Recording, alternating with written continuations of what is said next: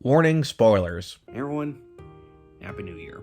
But before we officially ring in the new year, I decided that we're going to do a top 5 list. Top 5 of what? Well, it's going to be a two-parter.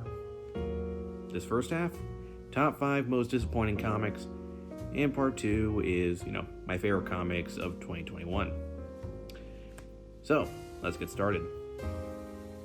Number 5.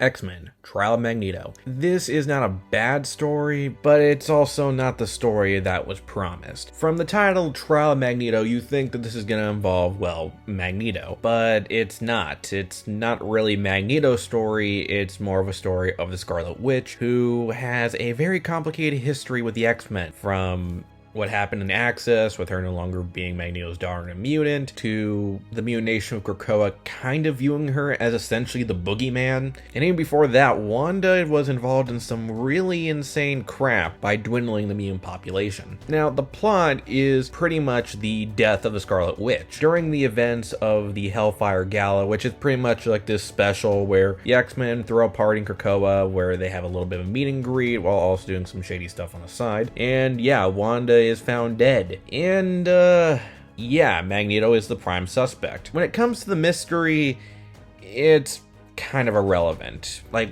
at first we focus on the mystery of who killed Wanda. People are accused Magneto, but then immediately Magneto admits to the murder and goes on trial, and then we have like these big monsters. There's a whole, psychological thing that Wanda's going through. She gets reborn in Krakoa, which means that she might be immune again. It's really just overly complicated, weird, and all around I just feel like was unnecessary. It's not a bad mystery story. I mean, it's not Heroes in Crisis level of bad, but I just felt like it didn't need to happen. Or at least it didn't need to happen to this extent. Like, this could have been maybe a 1 or 2 part story instead of this 5-part storyline. There are some pluses though. The art's pretty good, and there are some cool fight scenes, and the monster designs are pretty neat, but yeah, there's really not much I can say about this. It was just kind of, disappointing, which is perfect for this list. Number 4. Heroes Reborn. Yeah.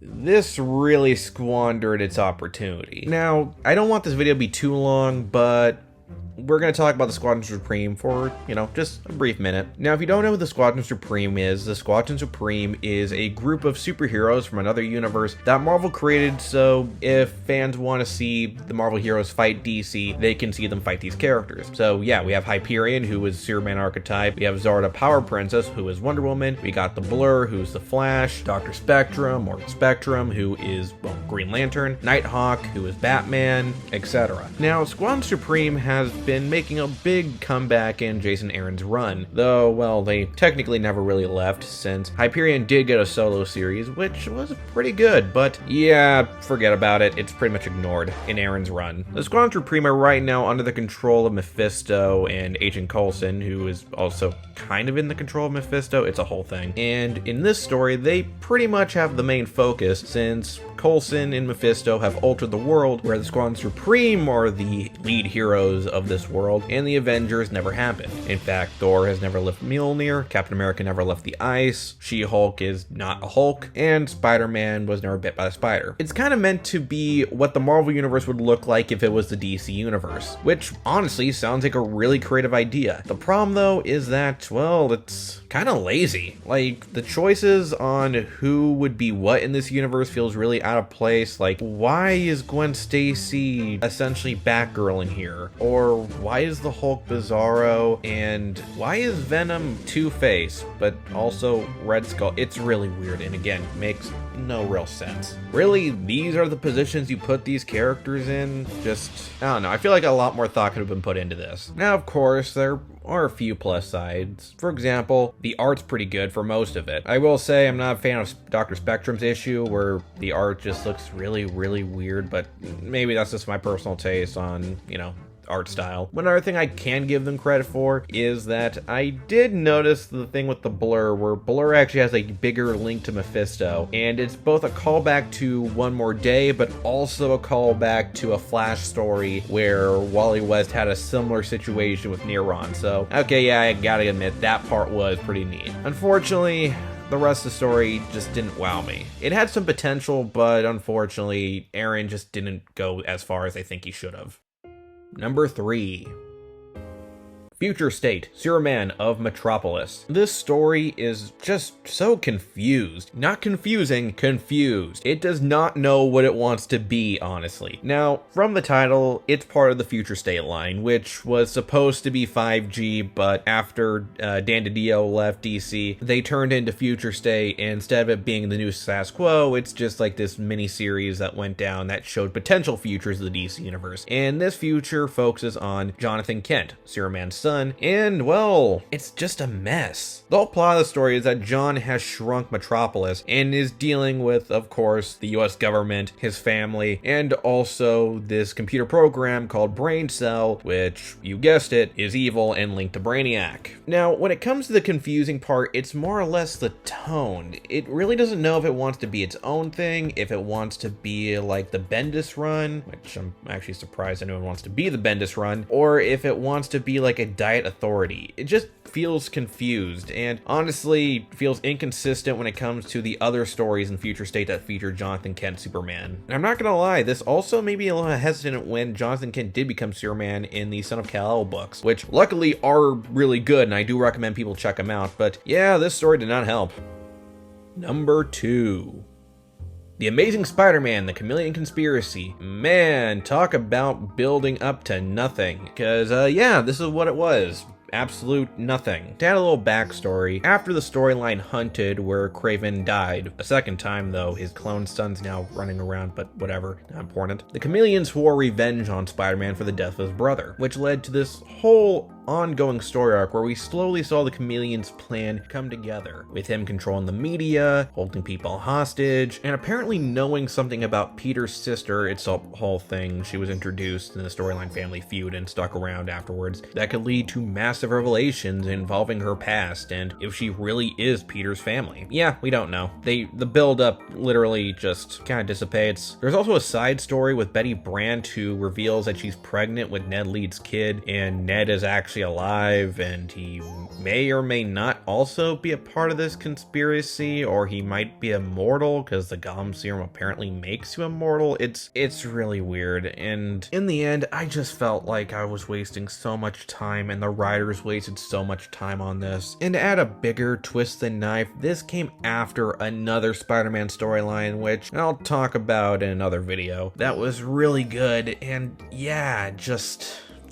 incredibly disappointing. And before we get to number 1, here are some dishonorable mentions. Batman Fear State. Though its finale is kind of a bummer, it did open pretty strong and the artwork is pretty good. Plus, most of the tie-ins are pretty well done. The Suicide Squad 2021 by Robbie Thompson. It starts off pretty choppy, but as it progressed it really got good. And I do like that it isn't trying to be like other Suicide Squad books, and though it probably will never be able to top what Tom Taylor did in his run, this is still pretty good.